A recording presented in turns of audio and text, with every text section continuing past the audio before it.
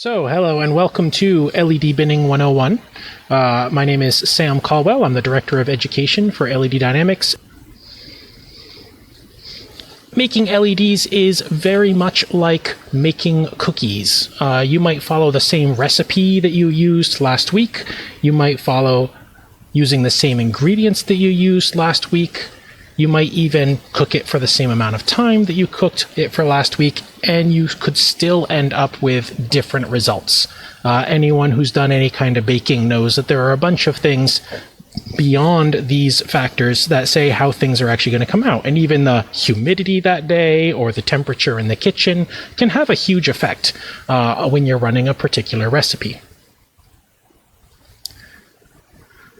There's also different kinds of cookies that customers might prefer. So there might be soft, moist cookies. Some people like them so moist that they're just about not cooked in the center. And then there's other folks who really like the dry, either crunchy or crumbly kind of cookies.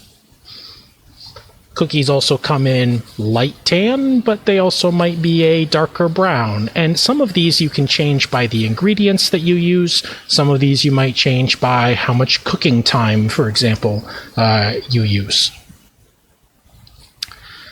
Every cookie, if you're in the cookie manufacturing business, is going to be sold. There is a star next to that, of course, unless it's burnt to a crisp, so if it's unedible, that might not be sold, and those ones will end up in the compost pile. But basically, you're going to take cookies that are similar to each other, they'll be bagged and boxed together, and they'll be sold. And one of the important things to consider is that the manufacturing place might have been trying to make dry, crumbly cookies that day, but they also might have just ended up with dry, crumbly cookies that day. They might have been trying to make middle-of-the-road cookies and just ended up with some dry cookies. Also, cookies with dark bottoms might be sold at a lower price. So if you go into a lot of bakery shops, they usually have a small little shelf that'll have things that are sold at lower prices. And it might be because maybe it's day-old bread, or it might be cookies that have dark bottoms. They're perfectly good cookies. They're just not as awesome as the cookies that are on the top of the shelf. So making LEDs is very much like making cookies. In fact, when LED manufacturers make LEDs, they follow what is called a recipe. And that recipe says how to process a wafer and turn it into LEDs. And so they've got some different ingredients.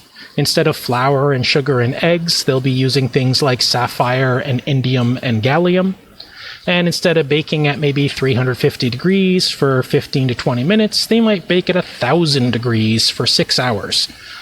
So, the kind of ingredients they're using are different. Their cooking, methodology is definitely different. But they have a lot of similar things in that they may run the exact same recipe that they ran yesterday, and they might be using the exact same ingredients that they were using yesterday, and they might cook things for the exact same amount of time and still end up with different results. So to deal with this, when the LED manufacturers go and make the LEDs, they do a process called binning. And what they'll do is they'll take a wafer. A wafer is kind of like a round flat disc, and they'll cut it up into a whole bunch of little squares. That's called dicing the wafer. And then each die, each little square, is individually tested and then sorted into various bins. The bins might include information like the brightness or the color or the voltage. So let's take a look at some of these that are here. We're going to start over here in section A. This is the forward voltage map. And usually nowadays in LEDs, the forward voltages are all fairly uniform. So you can see these are all mostly a light pink. They're all around 3.05 volts. And the ones I want to call your attention to are these ones here, kind of up in the corner and the top there, that are a slightly different color. These are LEDs that are a little different from the others. They might be okay. They might not be okay. We'll have to do some further investigating on them, but they're just a little different. So they may end up in a less expensive bin than some of the others that are on here. Then, and we don't normally buy based on the forward voltage. So we can get them binned that way, but most of our products don't really care what the voltage is that much as long as it's within a certain range. So we don't normally spend extra money to get things binned based on voltage.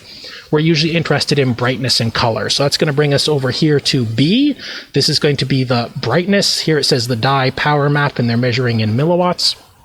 And what you'll see is they touch each LED with some electricity to light it up. They put a very small current through and they measure how much power, how much light comes out. And you can see this kind of light green section here. That's the 1.05 category. So we'll call those bright LEDs. But then you can also see there's this light orange kind of around the outside. Those are in the 0.7 category. So they're like 30% less bright. Those are kind of like medium brightness LEDs. And then there's also, again, some up near this top edge. And those, if we look over on the legend over here, are less than 0.5. So those are fairly dim LEDs. As long as they're good, they're going to try and sell them. But those are going to be some pretty dim LEDs. So they'll be in a much lower brightness bin. They'll be much lower cost generally.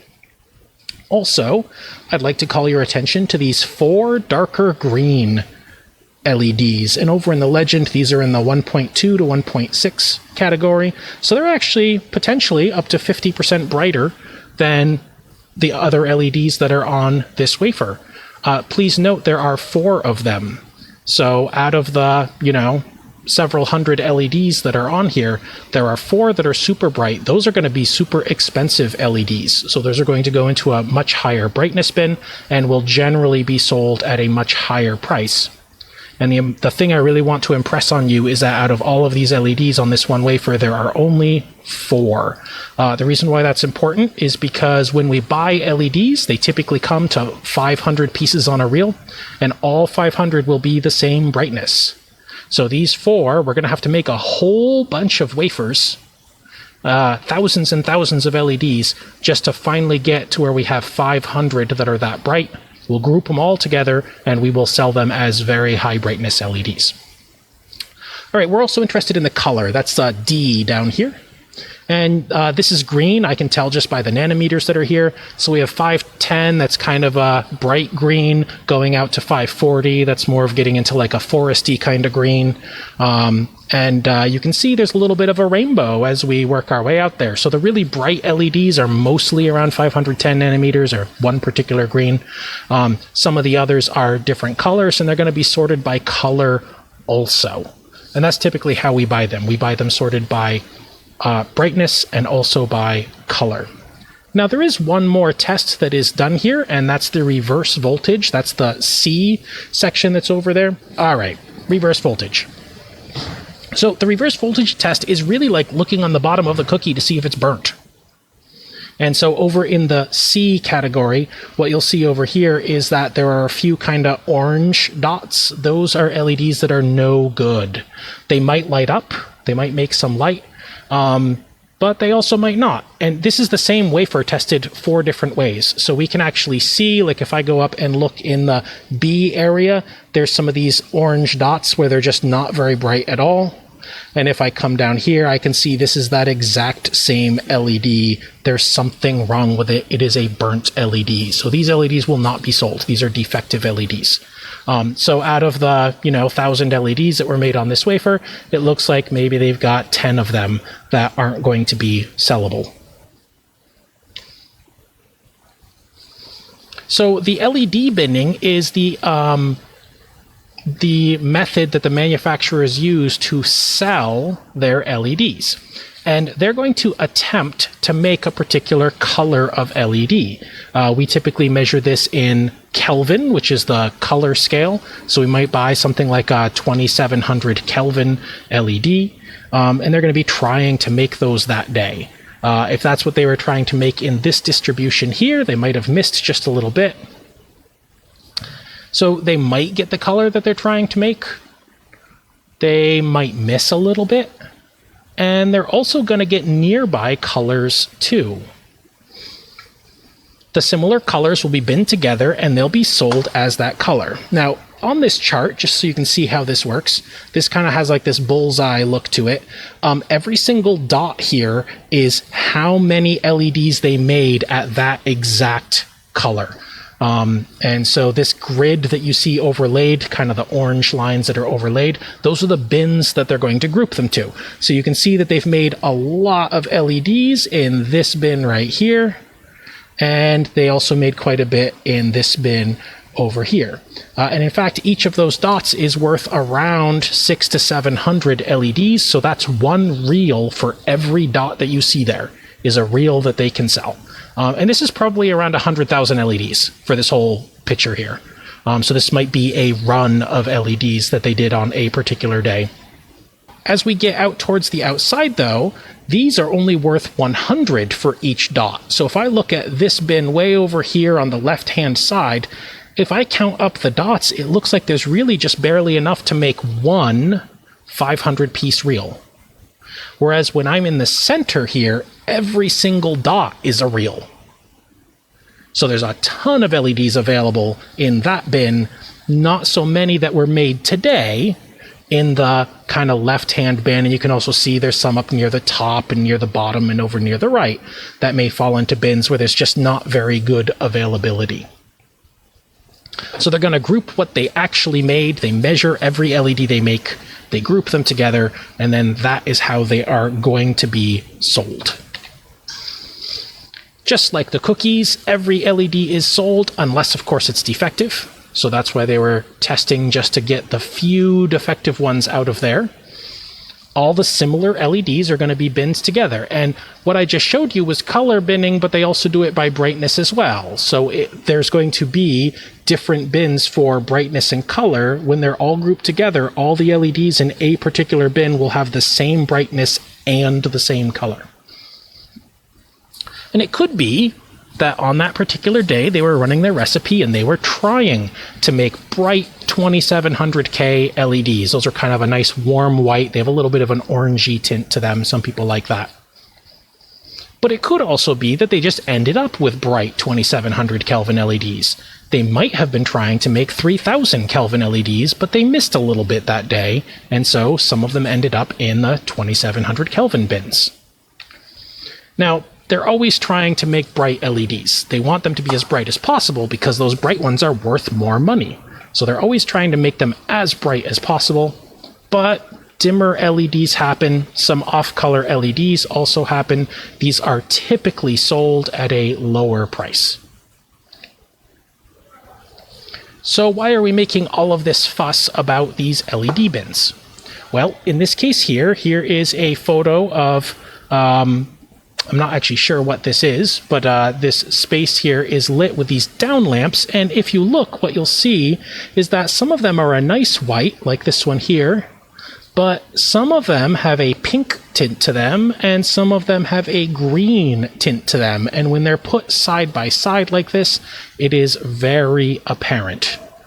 If they were just slightly different colors, it might not be nearly as big a deal. In fact, if we look over here, this nice white one with this maybe very slightly yellowy one, those two, if they were next to each other, it might not be a big deal. But when we have this pink next to this green, it becomes glaringly obvious that those are not at all the same color. However, I might tell you that all of these lights are 4000 Kelvin. They might all be the same color temperature, but some have some tints to them. So the reason why we're interested in this LED binning is to make it so that this does not happen in our products, especially when there are LEDs that are next to each other, where you can see that they might be visually different colors. We want that color consistency. We're also interested in brightness consistency. We do a lot of linear lighting. So we have a lot of lights, or we make products for things that are going to be long strips of light. We don't want one section in the middle of a strip to be dimmer than the rest of the strip. We want all the LEDs to be the same brightness. But actually, in the same vein, we don't want any of the LEDs in the middle to be brighter than their neighbors either. We want them all to be the same brightness so that nowhere in there does it call your attention to this one little small group of LEDs that are different from the others. This is going to be especially important for fixtures that are nearby each other. And we're actually going to come back to this photo in just a minute. So we do two different kinds of binning. We do color binning and we do brightness binning. For the color binning, we're interested in this color chart. And I kind of have to give you a warning about this particular color chart.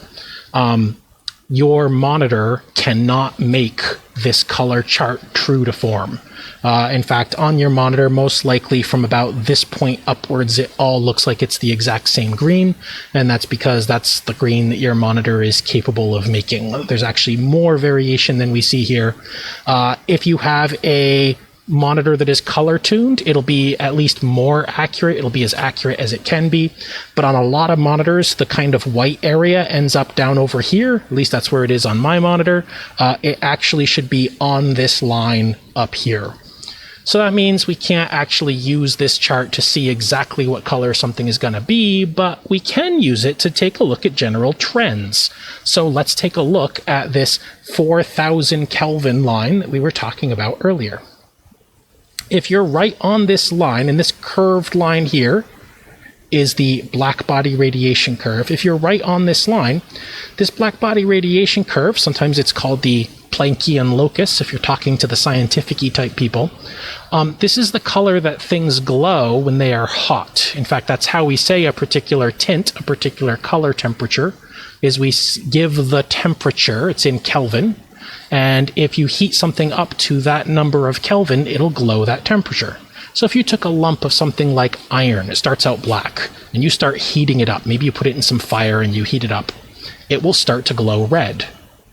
And then once you get it hot enough, it will start to glow orange, and then kind of a yellowy orange, and then yellow. Technically iron melts around here, but if you could keep heating it up, it will go into white, and finally a bluish white, and then it goes to this blue color. If you're into astronomy at all, if you can magnify a star enough that you can see what color it is, you can actually tell how hot that star is. And so the cool stars are in the reddish category. The very, very hot stars have a bluish tint to them. And our sun has a yellow tint to it. So we're kind of in the middle of the range here. We use this scale because if you're talking about an incandescent bulb, and that used to be the major driving technology for lighting was incandescent bulbs, if you heat up the filament to this temperature, well, that is the color you get. Now, please note there are some colors that you can't make by heating something up. For example, you can't heat up a lump of metal so hot that it glows green. You also can't heat up a piece of metal so hot that it glows pink or purple. And yet, these are colors that exist. And with LEDs, we're trying to pretend to be a filament, so we're trying to get very close. But LEDs can actually make almost any color that you see on the color chart here. So sometimes we will end up with LEDs that are not quite on this curve. And so if we are here at 4000 and we go up a little higher, we follow this line up, we end up in this like yellowy, but it's starting to get into green territory. And this shows up as a slight green tint. And if we go down below the black body radiation curve, we end up in an area that has a slight pink tint to it. And I actually want to take a moment to just go back a slide to this. So all of these lights that we see here shining on the wall in the back are the same color temperature. However, some have a green tint to them. Some of them have a pink tint to them. And that's just because the green ones are above the black body radiation curve and the pinkish ones are below the black body radiation curve. All right, so that's going to be color binning. And one of the things that you'll notice is this is a curve. So when we try to make the boxes to, fit where the LEDs actually fall, you'll see that they're not nice square boxes. They're kind of quadrangles. That is, they're kind of squished boxes. That's just because they're trying to follow that color curve. Now we're also interested in brightness binning, and that's because brighter LEDs typically fetch a higher price. The LED manufacturers are always trying to make the brightest LEDs that they can, but the dimmer LEDs do happen, and they will typically be sold at a lower price. But remember that they're trying to make bright LEDs, Sometimes that succeeds, and especially in the case of Cree reserves the right to ship you brighter LEDs than you ordered. And so it might be that you're ordering for kind of a medium brightness, but all the LEDs they made recently are crazy bright, and that's what they're going to ship you because that's what they have in stock. All right, so let's take a look at the bin codes. The bin codes have a lot of information in them, but typically the most important for us is going to be just this little section in the center. So these codes unfortunately vary by LED manufacturer. That means if you actually are involved in specifying these codes, you have to know what the codes are for Cree, which is different than what the codes are for LumaLEDs, which is different than what the codes are for Nichia, and so on. In all of them, it's usually a combination of letters and numbers. It will be printed on the real label, and all the LEDs on that reel are the same. So all the LEDs that we get on a reel are the same color or the same brightness, but there are only 500 LEDs on a reel. And I say only because we have jobs that might use thousands of LEDs. And we will want to try and get LEDs that are either the exact same color or at least very close in color. So we're interested in what is the color, that'll be called chromaticity, and also what is the brightness, that's called the luminous intensity, or in this case the luminous flux is how they specified it. So that's going to be just these this middle part of this bin code. We're going to print this on many of our products, so on things like stars or LED strips, we will often print this on the product so that the customer can match the color or brightness of something they already have if they need to replace a device. Or maybe they've just gotten a large order, they have on their shelf half the parts they need to build it, but they want to be able to match so that we can ship them more of what they ordered last time. So just as an example, for this bin code here, this is 7C1-R2. We usually print it along with a date code and sometimes some other information about what this product is. So if we look in the manufacturer's datasheet, what we'll see is that this 7C1 color bin is right on the 3000 Kelvin line. And also, if you look right here, there's this kind of dotted gray line running through things. That's the black body radiation curve. That's that line that we want to be really close to. And so what they do, in order to get a maximum number of LEDs they can sell, they put the bins usually straddling this line, so it's above and below. That way they can ship you either just above or just below, and you'll be very, very close to that line. These will have almost no discernible tint to them other than the fact that it's 3000K, which is kind of a yellowy white. If you were to get ones that are way up here near the top, those might have a very slight green tint to them. And if you get ones way down near the bottom, those might have a very slight pink tint to them. For a lot of cases, that might not actually be all that noticeable, especially if all the LEDs that you're using for a product are the same.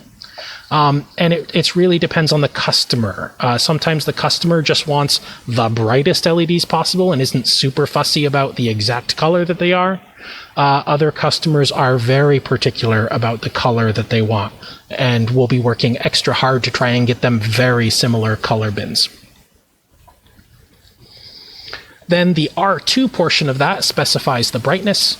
So in this case here, this one is saying it'll be somewhere between 114 and 122 lumens at 350 milliamps. Now, this isn't the exact amount of light that we'll actually get because we often don't run our LEDs at 350 milliamps. In fact, that product over on the left, I can see by the dash 50, is a 500 milliamp product. And so the brightnesses will be different, but it at least allows us to compare LEDs. If we have two different LEDs, then we can compare these brightness bins. And if it was something like an R2 versus an R3, a lot of times that's not going to be a big deal.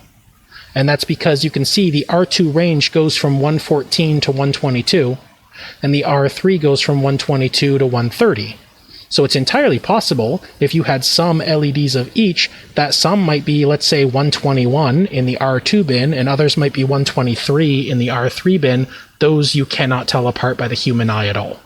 And the worst case it might be is 114 to 130. That's also not a big enough difference that for most of our customers it's going to be a big deal. What would be a big deal is if you had one reel of these R2 LEDs and then you had another reel of, let's say, these S4 LEDs. These are more than 50% brighter. That's going to be totally noticeable if they're on a strip, and let's say you run out of one of the LEDs while we're making them, so you switch reels and you start putting the brighter LEDs on. Well, you might end up with a strip that has some of the LEDs dim and then the rest of the LEDs noticeably brighter, and that's not a situation that we want. So in that case, we might have to, even though we have R2 LEDs in stock, we might actually have to order more LEDs just to make sure things match for that order. Speaking of ordering, there is a totally different set of codes called order codes. These are how you specify what you would like to receive, but these are generally more broad than the bin codes. Bin codes are very specific on what color the LEDs are and how bright they are.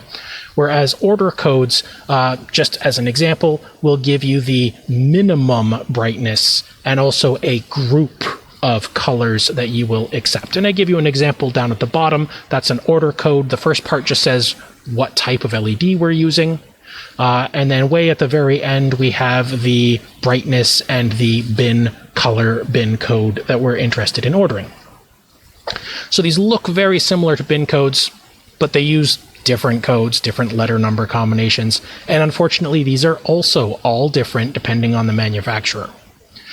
The best way to consider these is these are a request for what you want. However, the order is going to be filled with whatever the manufacturer has on the shelf, or distributor in our case. We're going to be ordering from like an Arrow or an Avnet.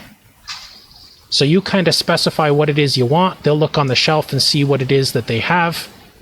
For brightness, you specify the minimum flux, the minimum brightness that you'll take, and you also specify a group of bins that you will accept. And that's because not all of the bins have good availability.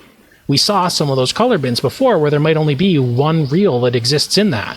Well, if you're making a product with 2,000 LEDs needed for that particular run, you need 4 reels that are at least very close to each other. So you'll have to make sure, or I should say we have to make sure, when we actually get the LEDs, we have to look at what bin codes are on the reels that arrive to see what we actually got. Now, sometimes we can do a little bit of kind of backdoor dealing where we can call one of our vendors and we can say, hey, I need 2,000 LEDs for a job I'm running. What do you have sitting on the shelf? And they'll actually tell us which bins they have sitting on the shelf and might let us pick and choose which ones that we would get. We'll order it with a regular order code, knowing that ahead of time that we're going to get certain bins that are going to work for our application.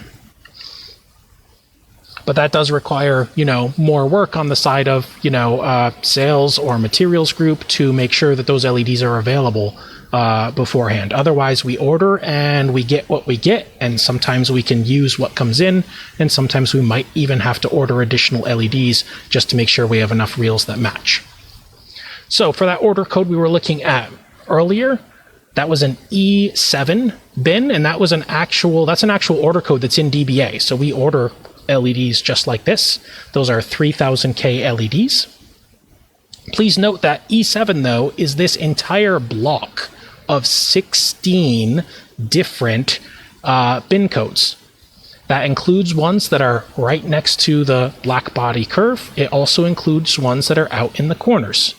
So if we're running a job, typically, if we need a bunch of LEDs, we just need them to be usually neighboring bin codes. Neighboring bin codes are usually fine. That's not far enough away that you can visually tell that they are different. But if we order 4 reels, it's entirely possible that some of the reels have, let's say, this 7C3 bin, which is way up in this upper right-hand corner, and others are way over here in 7A1. And we might not know what we're going to get until the LEDs actually arrive. You can order using different bin codes. I just show you one set of bin codes that are here. There are other bin codes. Cree has some called Z bins, which are just the 4 center bins in each one of these larger bins. And normally there's good availability in those because that's where they're aiming their recipe, and the ones that happen around the outside are kind of tangent to that. So normally there's very good availability there. But they will charge you a premium for getting the really good LEDs. Also, if you order E7, you might get one of those bins. Like we got a 7C1 bin, and we ordered that using E7 as the order code. We could have also gotten that exact same reel by ordering a Z-kit number, but we would have paid more money for it, even though it's the exact same LEDs. So the LED manufacturer is going to send you what they have in stock. If you try and order one exact specific bin, then you're just going to pay way too much money for that. And you also may end up with availability issues. It's possible that that bin just doesn't exist. They haven't made them recently. So you normally want to order as wide as you can tolerate for the variation. Also, the neighboring bins are typically okay, but we got to watch it when things are further apart. That may mean if we're going to do a job, especially if it's a big job, we may already have 3000K LEDs in stock, but we have to look at what bins we actually have. If we can't order that same bin just because it's not available at the moment, then we may have to order the full amount that we need and not use any of the ones we already have in stock just to make sure that the colors match for that whole order. And it depends on our customers. Some customers just need color matching per order. Some customers need color matching from order to order, which is much more complicated. And that's some of our larger customers need that kind of stuff. We also have some customers where they're really not that fussy on the exact color that they get. Maybe they just want it to be the brightest LEDs that we can get. And so for those customers, it's okay for us to use one of these wider color bins, and we'll just specify a higher minimum brightness. But again, we'll be paying extra money for that instead. We'll be paying extra money because we're asking for higher brightness. And that's what I've got for you today for LED binning. Are there any questions at this time?